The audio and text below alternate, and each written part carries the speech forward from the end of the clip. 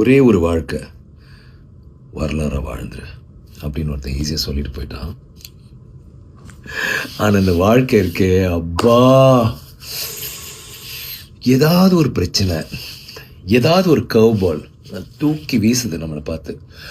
அந்த மாதிரி நிறைய சந்திக்க வேண்டியது இருக்குல்ல. உதாரணத்துக்கு வீரதீர சூரன் படம் ரிலீஸ்க்கு முன்னாடி நிறைய பேர் அதை பார்த்து இது ஒரு மிகப்பெரிய பிளாக் பஸ்டர் ஆகுது, ஐயோ என்ன இப்படி ஒரு படமாக இருக்குது, புதுசாக இருக்குது, ராவாக இருக்குது, மாசாக இருக்குது, இந்த வருஷத்தோட ஒரு மிகப்பெரிய படமாக அமையும் அப்படின்லாம் சொல்லி பயங்கரமாக சொல்லி எங்கள் எல்லாருமே வந்து ரொம்ப எக்ஸைட்டட் ஆக்கிட்டு போயிட்டாங்க. ஆனால் பார்த்தா எல்லாருக்கும் தெரிஞ்ச விஷயம், லீகல் ப்ராப்ளம்ஸ், ஹைகோர்ட் வந்து ஒரு 4 வாரம் ரிலீஸ் பண்ணக்கூடாது, இதை சால்வ் பண்ணலன்னான்ற ஒரு கட்டாயம், அந்த மாதிரிலாம் ஆயிடுச்சு. எனக்கு என்னென்னா இந்த படம் வந்து எப்படியாவது நம்ம ஃபேன்ஸு போய் சேரணும். ஏன்னா இந்த படத்துக்குள்ளே அவ்வளோ ஒரு முயற்சி நாங்கள் எல்லாருமே போட்டோம். அருண், நான், ப்ரொடியூசர் எல்லாருமே, இல்லை இந்த படத்தில் நடித்தவங்க. ஒரு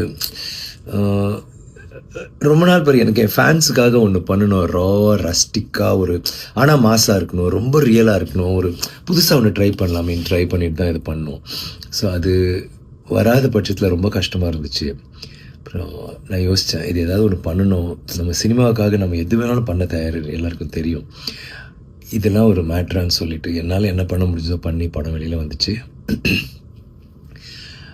ஒரு படம் வந்து அந்த முதல் ஷோ கேன்சல், இல்லை 2வது ஷோ, முதல் ஷோ கேன்சல்னாலே அது அவ்வளோதான், அதுக்கப்புறம் எந்திரிக்காது. ஆனால் எங்கள் படத்துக்கு வந்து 2 ஷோ கேன்சல் ஆகி சாயந்தரம் தான் வந்துச்சு. அந்த ஃபஸ்ட் டே ட்ரான்னு ஒன்று இருக்குல்ல, அது வந்து கண்டிப்பாக பாதிக்கப்பட்டுச்சு.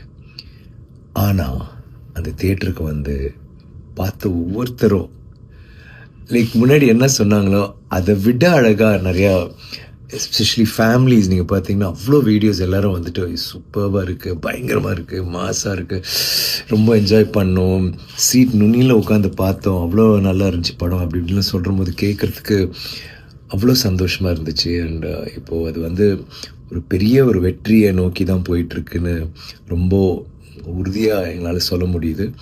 அதை நினச்சி பார்க்கும்போது எனக்கு நன்றி மட்டும்தான் எனக்கு உள்ளே தோணுது. உங்களுக்கு நன்றி சொல்லணும். இந்த படம் வந்து உங்களுக்காக பண்ண படம். இது வந்து நாங்கள் நினச்சது நடந்துச்சு, சேர வேண்டிய இடத்துல சேர்ந்துட்டுருக்குன்னு நினைக்கிற போது ரொம்ப சந்தோஷமாக இருக்குது.